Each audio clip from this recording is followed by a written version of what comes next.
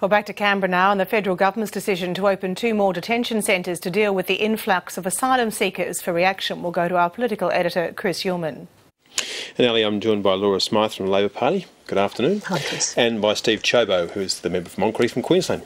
Good afternoon. Good afternoon, Chris. To you first, Laura. 2 new detention centres, 1,900 new places. The Coalition, of course, would say this shows that this is a failure of the government's border protection policy. Well, look, Minister Bowen has certainly been making a range of efforts to resolve issues around the asylum seeker policy, including negotiation with our regional neighbours and obviously including a range of domestic issues, which we've seen raised today.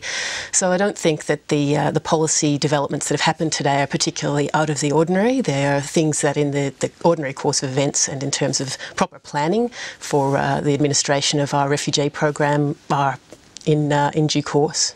Steve Ciobo, you must at the very least be pleased that their children are going to be moved out of detention centres. Well, Chris, I mean, the best outcome is for there not to be children in detention centres, full stop.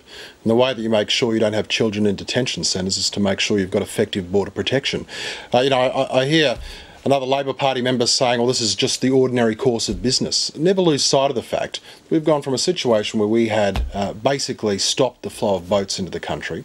We now have in excess of 3 a week, thanks to your government's dismantling of strong border laws.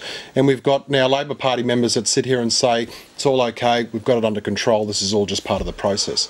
I think that most Australians recognise that it's a complete farce. That we've got a government that now is trying to respond to overcrowding in every detention facility, looking at the expansion of detention facilities, and I just think that the whole thing's a mess when it could have all been avoided with a bit more prudent policy development. But Steve, the alternative that you have presented and which was raised in question time yet again today was the alternative of Nauru, and obviously, as you know, it's not a signatory to the Refugee Convention, and we would potentially be at odds with our obligations under the Refugee Convention were we to send people there. Why won't you even pick up the phone? Well, I mean, why is it that the Prime Minister is unwilling to even pick up the phone and see if that can be a point of discussion with the President of Nauru? I don't think it's a question of unwillingness. I think it's a question of working through a range of options which appear relatively positive with our regional neighbours. I think it's a face-saving exercise by the Prime Minister. You know, every other country is under consideration, according to the Prime Minister, even when the countries themselves have indicated that they don't want to go down that path. I mean, this is nothing but a face-saving exercise. Julia Gillard could pick up the phone this afternoon, could make the call, could utilise taxpayer-funded detention facilities that are already there and could help solve the problem. Well, perhaps if I might ask one more question, if you were to approach Nauru... You're in government. You guys need to make decisions. Indeed, and I've indicated our position, and so is the Minister and so is the Prime Minister today. What is your position? But the issue that I suppose is necessary to raise if Nauru is a viable option is, would you insist upon them becoming signatories to the Refugee Convention? Well, we would stop the flow of boats, and that's part of the reason why we'd be willing to have the conversation with Nauru. I mean, the simple and undeniable fact is that part of the reason why people smugglers are getting away with selling Australia as a product, basically, for those that want to pay, is because they know that they can land here. I guess the question, though, as Steve Ciobo, is that you can stop the flow of boats if you decide that you're going to be hard enough, but you do have to make the decision about how hard you are going to be. I mean, you can say you're going to turn them back at sea as well, but that's not necessarily something that you're actually capable of doing. From my own personal perspective, absolutely, I would still embrace Nauru as an option. I can't speak on behalf of the Shadow Minister, obviously, and that question could be directed to him, but that notwithstanding, Chris, I mean, it's better to have a solution in train, to have a discussion happening, than it is to have the farce that is the Labor Party currently, with the Prime Minister desperately trying to save face in the weight of thousands and thousands of people who continue to come with no solution by your government. Well, the solution is twofold, and it is the attempt to establish a refugee regional processing centre, which is currently being negotiated, and obviously what was discussed today, which was the expedited processing of claims to determine who is in fact a refugee and who may not be.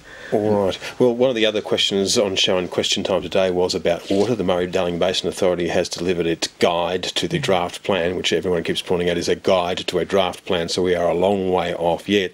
But it's a problem for both parties, though, isn't it, Steve Ciobo, because there is a very big difference of opinion between the Nationals and some of the South Australian Liberals in the way that your party should proceed on this. Well, I mean, this is a difficult issue. It's fraught with complex challenges, Chris, because you have, of course, the environmental concerns which are sound that need to be balanced against the concerns of regional farming communities that are reliant on the water. I mean, no one's pretending that there's a silver bullet solution to this.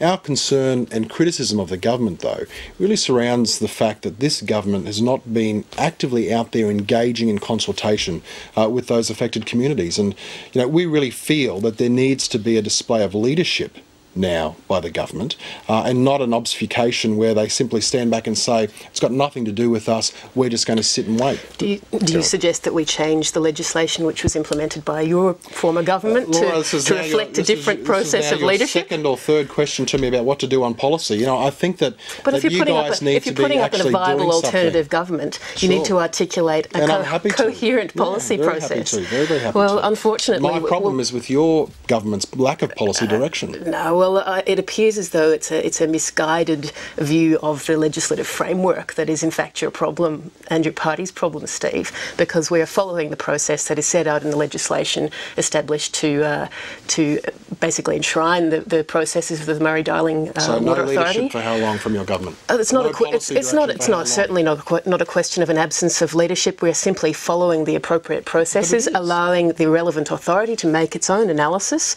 consult with stakeholders, and review the process ourselves in consultation with other members of Parliament. Yeah. So it's a staged process. Laura, I guess one of the questions on this, though, is that do you think that the government got the politics of this right? We always knew that there was going to be a process by the Murray-Darling Basin Authority, but in the end there's going to have to be a political solution. And has the government really done enough in getting out and assuring these communities that it's not the end of the world? Well, look, I think, as Minister Burke pointed out today, reforming processes are inevitably very difficult and very fraught. And so I think in any situation you're going to be confronted with a divergence of views, and it's simply a question of providing due process and due consideration and calming the debate down a little, and I think that's what we're engaged in doing at the moment, not assisted by a somewhat out of touch, I would say, opposition. You know, Chris, I feel sorry for those people whose livelihoods are threatened. I feel sorry for those people that are sitting there wondering whether or not they're going to have a bank foreclose on their property, on their farm, and, you know, and their livelihoods and way of life. And, you know, it seems to me incredible that the only cold comfort that they're getting is a speech about we've got to go through due process. And Steve, do you think that there is an opportunity for the committee, which is being headed up by Tony Windsor, to consider those things? Do you think that won't consider those things? Your government needs to be displaying some leadership, which needs to be providing some reassurance. No, you're not. But the baseline question on this, though, is do we need to reduce the allocations in the Murray-Darling Basin? And I thought everyone was agreed on that in 2007 when this legislation was put up by the Howard government. Well, look, the Coalition's view, Chris, is that we need to put a lot more focus on what we can do in terms of water efficiency. I mean, the reality is that we can increase food supply using less water.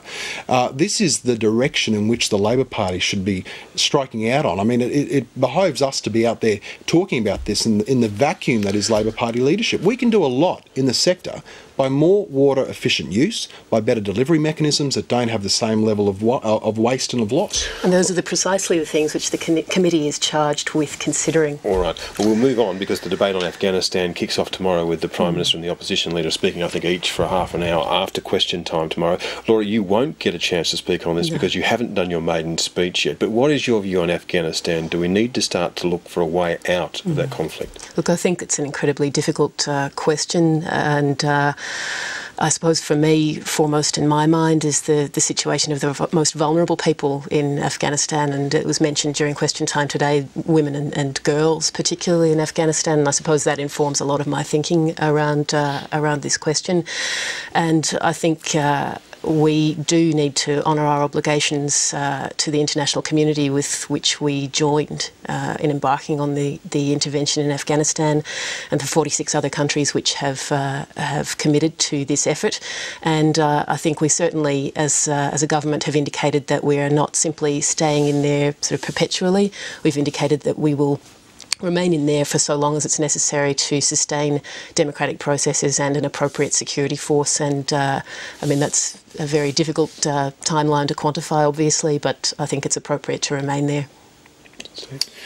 Look, this is a really tough one, Chris. I mean, my personal view on this is that as someone who strongly supported our involvement at the outset, off the back of the Taliban using it as a base to coordinate attacks, in a variety of areas, it clearly required there to be a force of international parties that really could work effectively to help reduce that force. Now, 9 years in, I'm still optimistic that, measured against objectives, we can determine that that's the case. But for me as a parliamentarian, what I'm looking for, Chris, is that Australia's national interest is being served. And I think that to measure whether or not Australia's national interest is being served, whether or not we can continue to justify putting young men and women from Australia in harm's way, we need to take one step away from that UN framework and determine whether we're meeting objectives on our own assessment.